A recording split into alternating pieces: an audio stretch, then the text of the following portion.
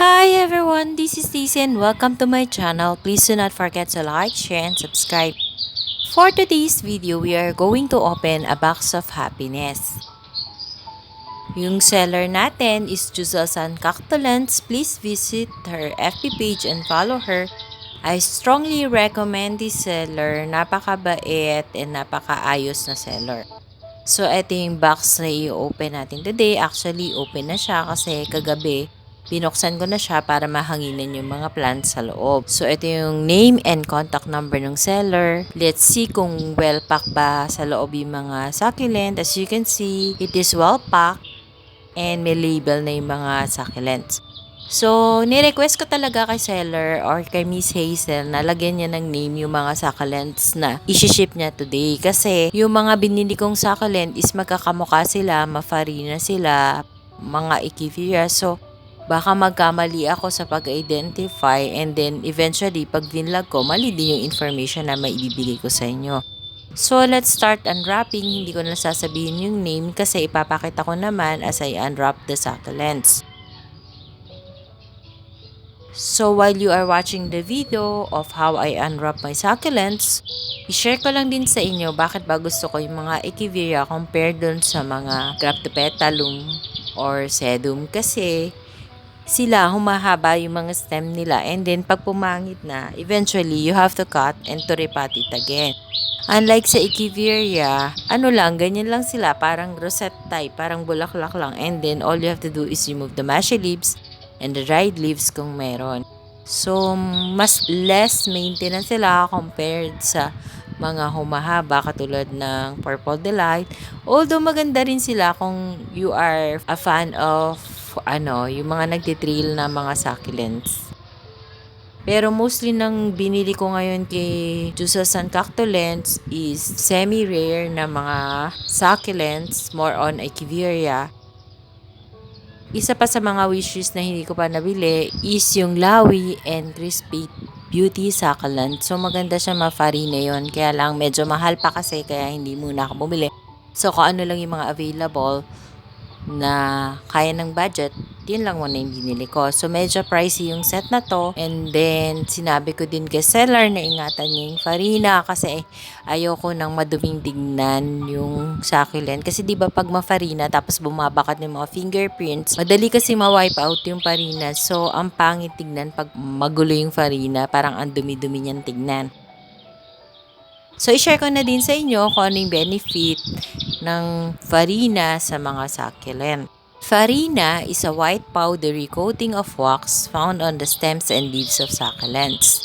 It plays an important role in your succulents' well-being as this gives them a natural sunscreen and raincoat that will help lessen the risk of sunburn and root rot. The farina is easily brushed off by hands, packing materials, neem oil, and other leaves. This is rarely harmful to the plant but it does leave bare patches. Old farina will not usually grow back, but new leaves with full coverage will eventually replace the old marked leaves. Farina is hydrophobic, which means that it repels water, which can help prevent the plant from absorbing too much water as well as too much heat from the sun.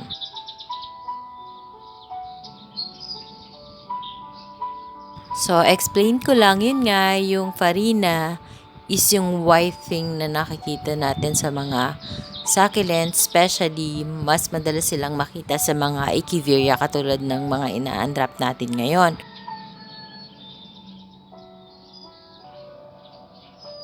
So, hindi lang sila design dun sa succulent, nandun sila to protect the succulent from too much sunlight or yung heat na nanggagaling sa sun and to protect them from rain din. So kasi 'di ba pag umulan tapos na ipon yung tubig dun sa rosette nila. Pero kapag makapal ang farina, kahit hindi mo siya matanggalan kaagad ng water dun sa pinaka-rosette, yun yung protection niya para hindi sila magkaroon ng crown rot. So yung farina, madali siyang matanggal. Pag nahawakan mo, pag nasagi mo, kahit nga minsan gumagamit ka ng makeup brush para tanggalin yung dumi dun sa may rosette nung iyong echeveria, natatanggal din siya minsan pag madiin yung pag mo. So talaga, mas mabuti kung may dumi tapos may farina, gamitan na lang natin ng parang airbrush yung o kaya hipan mo na lang para hindi ma-damage yung farina. Tapos kapag natanggal yung farina, hindi na siya ulit babalik. So iintayin mo na lang yung inner set na may farina, full coverage yung farina na lumaki para hanggang sa ma-outgrow niya yung mga outer leaves na eventually naman nagda-dry out talaga. So yun nga, farina is hydrophobic. Ibig sabihin, it repels water. So, para hindi din magmasya yung leaves ng mga succulents or echeveria, mas maganda talaga na hindi natin tinatanggal yung mga farinas. Although, mahirap talagang i-maintain sa isang succulent ang magkaroon ng perfect farinas.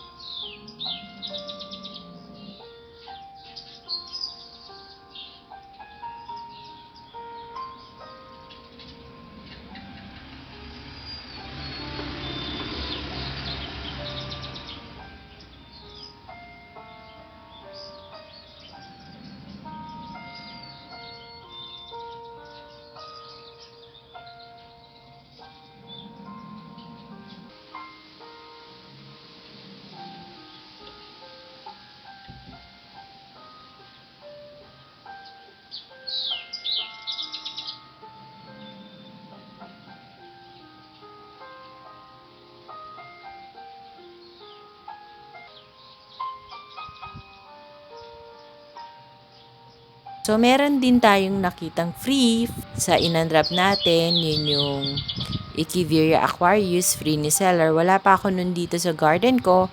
So, thank you very much, Miss Hazel, for your free. I really appreciate it kasi medyo mahal din yung Aquarius o yung mga curly set na Echeveria. So, I have also bought another snow bunny. Kasing snow bunny na binili ko before, medyo nagmasya siya. So, parang hindi maganda yung form. Although, meron ako mga token sizes na snow bunny. Ang nagagandahan kasi ako sa snow bunny, parang bluish na whitish yung color niya. Lalo na napakaganda ng pagka-whitish color niya pagka intact yung farina niya at hindi na brush off.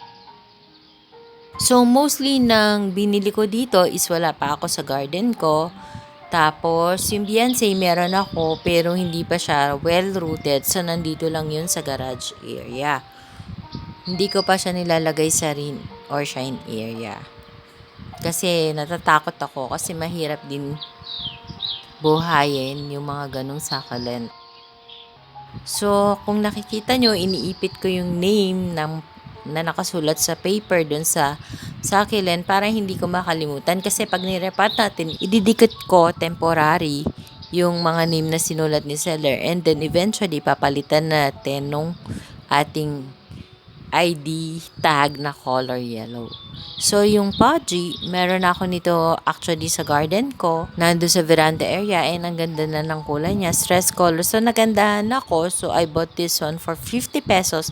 Kaya, binili ko na din kahit meron na ako. Tapos, meron akong biniling dalawang variegated blood moon kasi yung variegated blood moon na dating binili ko kay Miss Hazel Glenn is namatay siya kasi sinabay ko siyang ilagay sa rain or shine area kasama ng mga iba ng Echeveria Kisses.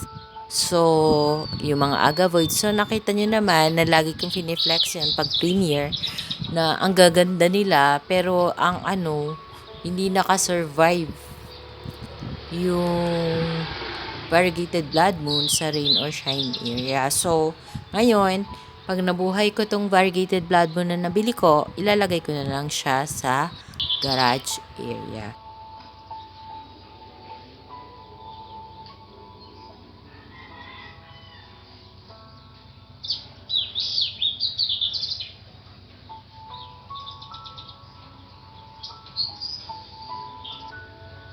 So, we're done unwrapping. Let's have a final and closer look of each succulent that we have bought from Juices and Cactolens. Enjoy watching!